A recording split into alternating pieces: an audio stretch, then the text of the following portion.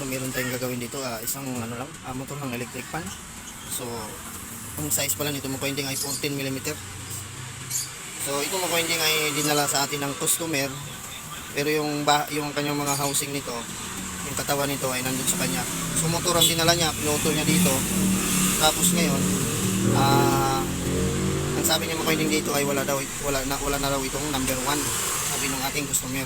So nung tinignan ko naman ito, so nandito pa naman yung kanyang fuse. So chichikin nga natin mga winding kung wala na pa talaga itong number 1. So chikin natin, baka mamaya i-fuse lang bakit kaya pinutol agad dito. So tingnan natin kung wala ba siyang number 1. So tingnan natin muna yung kanyang fuse. So bago natin ito atulan yung kanyang number 1. So chikin nga natin. So kakalasin lang natin itong mga winding.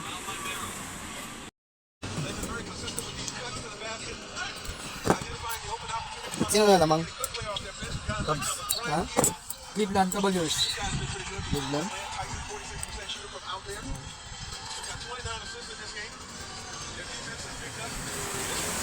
Sa 90. Fuse nito. Nandito yung fuse. So, dito yung fuse. So, tama nga mga ka-winding. So, putol nga yung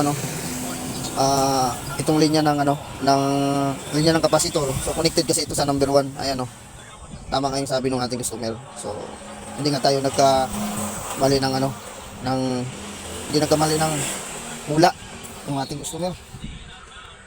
So kaso lang baka mamaya meron pang ibang dito na putol. So checkin muna natin. So dandahanin lang natin. So ang problema dito, marami na atang naputol dito.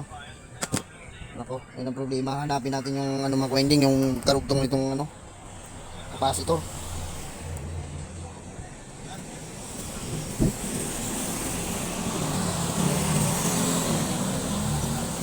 So alisin natin. So ito yung ginamit niyang common mga winding. Yung common niya, kulay white, karugtong dito sa fuse. Ayan. So yung number 1 niya mga winding, so putol nga ito yung kulay gray. Putol yung kanyang kulay gray na number 1. So ito yung fuse. So tingnan natin kung buo yung kanyang fuse. So tanggalin ko muna ito, putulin na natin tong fuse. Ayan.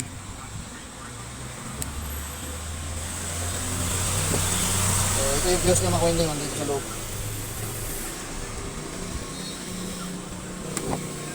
So ayan, ito yung fuse nya. Ayan, tester natin. So lagay natin sa times 1 kung buo yung kanyang tester, yung fuse. Ayan. So yung fuse nya makawinding buo. So number 1 lang talaga nawala nya. So ito makawinding, itong fuse nya, hindi ko na ito ibabalik.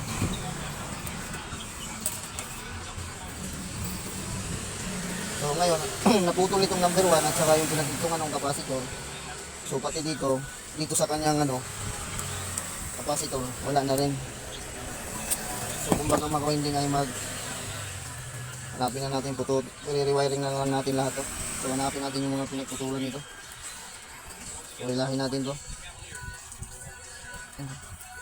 Ilahin ko muna itong number 1 para lumuwag. So ito yung sapin nya, so tanggalin natin. Ayan. So parang napalatan na yung niya mga winding, yung kanyang magnetic coil, yung pumuti na. Naging wala na yung dami nang nagputukan pala dito. Tingnan natin. So lumabas na yung kanyang yung pagkatanso. Ayun pero tingnan natin itong mga linya niya mga winding. So ito pati yung number 2 niya, wala din. So ang meron lang pala dito, number 3. Ganda putol-putol na. So ewan ko lang kung ako bang nakahatak nitong number 2 na ito. So number 3 lang ang meron. So ngayon hanapin natin ang linya niyan, kung saan ang mga connected niyan. So ito yung number 3. So magkasama pa itong number 3. So lahat ng wiring nito, ayun talagang natanggal na Ngayon hanapin natin yung mga pinagdudugtungan nito. Ayan, yung mga linya na ito. So dami nang naputol. Ito putol din. So, ibig sabihin, itong magkasamang dalawa, ito yung number 1. So, hanapin natin yung magkasama ng isa.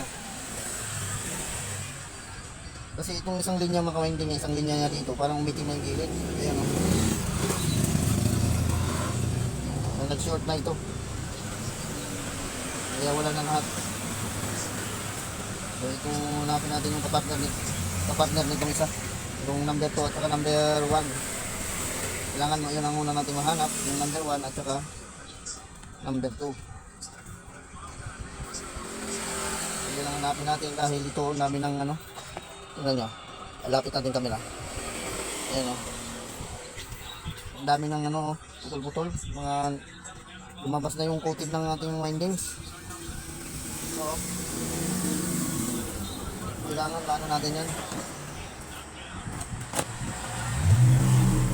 Matanggal. Kailangan makita natin yung mga resistance niyan.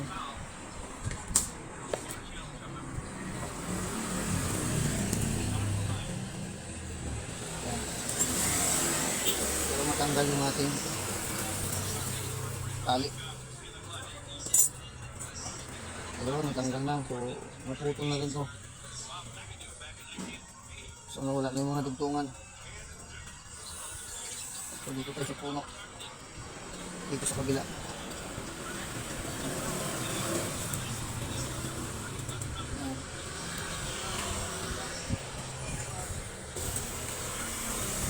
ayan ito makawinding. Hanapin ko muna. Tatanggalin ko muna to at hanapin ko muna para papakita ko na sa inyo makawinding pag nakita ko na yung mga dugtungan niya at yung dudugtong natin, yung mga pinagputulan. Yun, para hindi umaba yung video natin. So, ito na mga winding. So, nadukot na natin yung mga naputol. So, ayan o.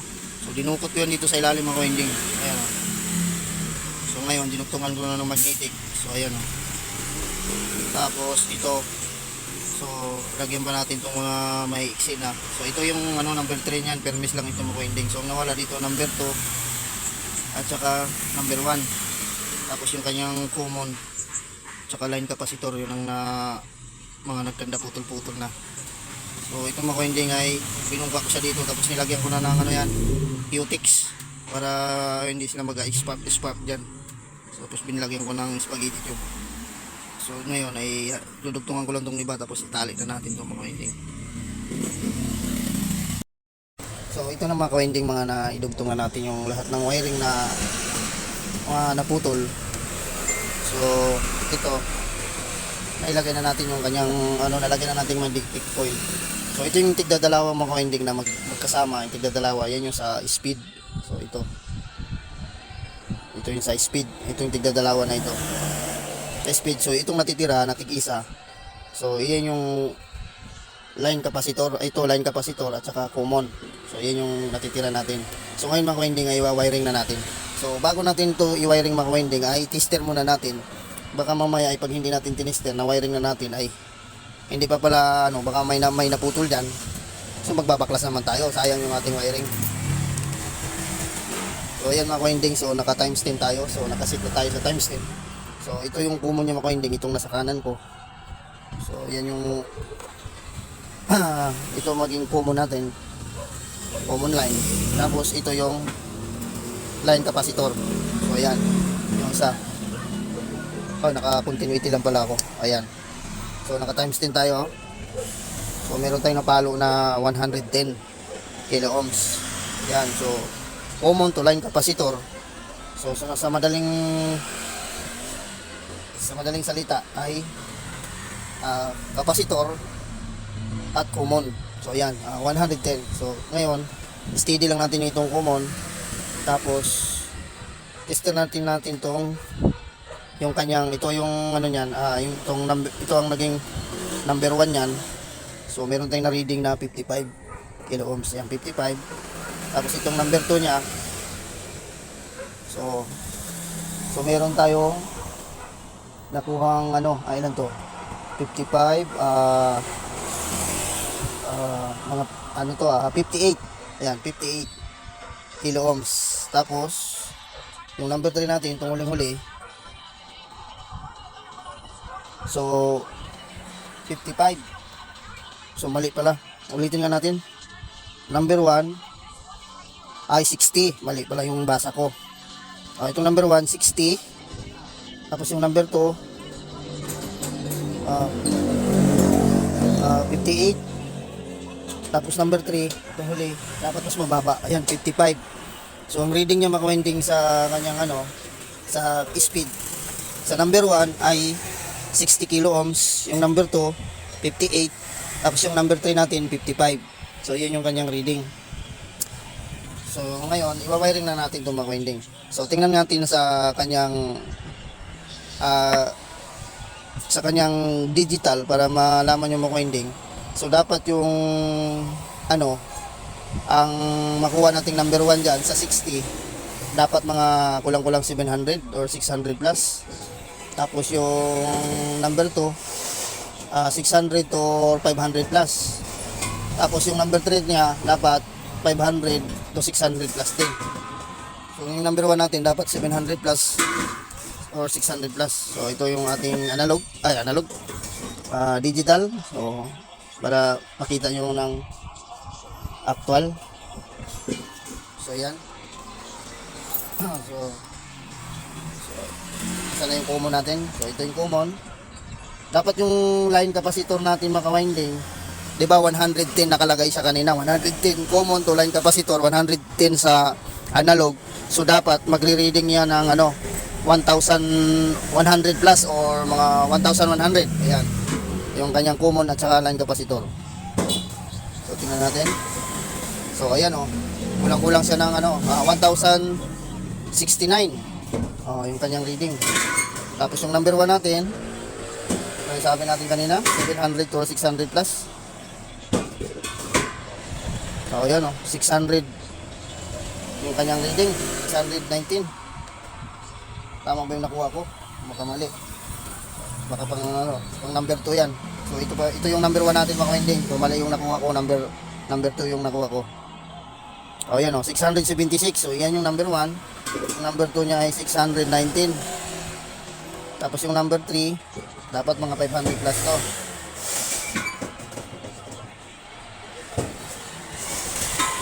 So ayan 500 plus 77.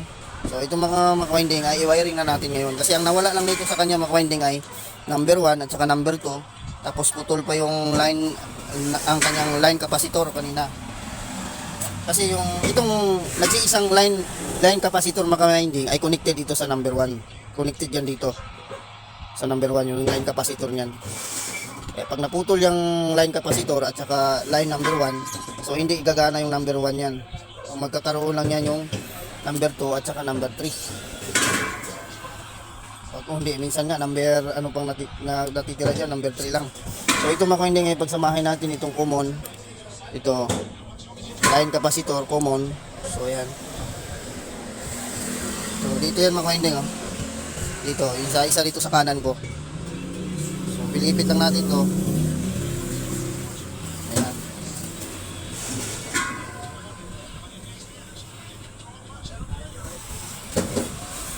Ayan. Tapos sunod natin itong white. So yung white ito. So rewiring na ito makawinding, yun yung ginawa natin kasi wala na yung original nitong wire. Pinutol na nangyayari. So itong kanyang motor, naisip pa natin kasi nadukot pa natin dun sa kanyang So sunod-sunod lang yan. Ito yung number 2 nyan. Yan. Basta yung mga tigdadalawang connection makawinding na magkadikit. Yan po yung automatic number. Yan yung mga number speed niya. Tapos itong huli natin ay itong number 3. So ayan. Tapos saka natin lagyan na ng soldering lead.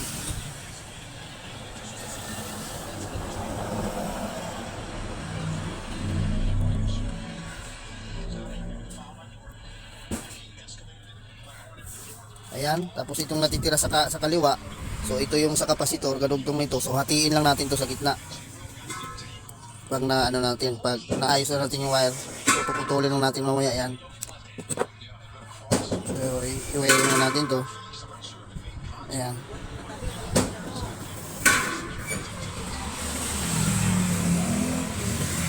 Tapos ito mga winding, ilagyan na natin ito ng tube. Ayan. So, lagyan na natin ng tube. So, ayan mga winding na yan, oh. Enable tayo ko muna yung isa. Tapos, so, lagyan muna natin ng sapit itong kabila. Tapos, cable tayo natin. Ayan. Para hindi mabanat.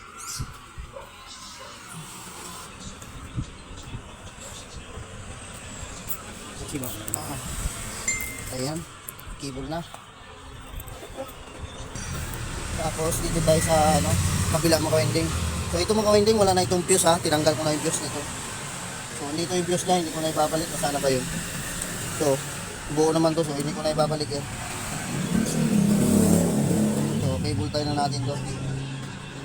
Tapos kuhanan pa rin natin ng sukat ng tester mga winding. Testerin pa rin natin. Baka mamaya meron tayong naputol. So, ayan. Tapos ito, ang pinagtalian dito, lagyan ko rin ng cable tie.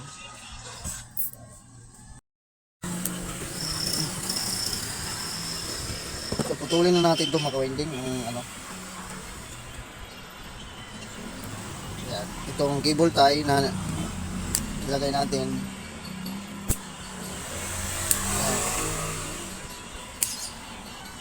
Tapos i-tester natin ulit mga winding. So ito mga winding, so ito yung sa line capacitor. So hatiin natin to, puputulin na natin yan. Yan, para maghiwalay na yung dalawa. Yan. Tapos ngayon ay babalatan natin to. I-tester natin uli. Para ay bigay na natin dun sa customer yung nagpagawa nito, anong ginawa niya dito sa kanyang motor. 1 kilo ohms. Tapos itong common kulay green. So tingnan yung tester. So number 1 tayo, white, 679, ganun pa rin. Number 2 kulay black, 619. Number 3 kulay red, ayan, 576. Tapos common to line capacitor. So tingnan natin kung nagbago pa rin ba. So 1050 nagbago ng So itong isang linya, so yan yung magka-series, yung common at saka itong isa. So ngayon i-check natin kung merong may ground tayo. So ang gawin lang natin dito mga winding ay pagsama-samahin nyo lang yan. Sana yung lock. Ayan. Pagsama-samahin nyo lang yan. Tapos lagay natin sa buzzer kung meron siyang ground. So wala siyang ground. So ayan, okay na ito mga winding. Yung ating ni-rewind na, umaga parang rewind na rin kasi putol-putol ng Pero yung motor na yan, galing pa ng company yan. Rewind pa ng company. So ni-rewire lang natin uli. So ayan mga winding, so okay na to at papakuha na natin to sa sa may-ari para ito ay may salpak na. So ayan mga winding, so hanggang dito na lang pong ating video. So kung bago lang po sa aking channel, so please subscribe at pa-hit notification bell para update kayo pag may bago tayong video. So ayan mga winding, at bye bye na po.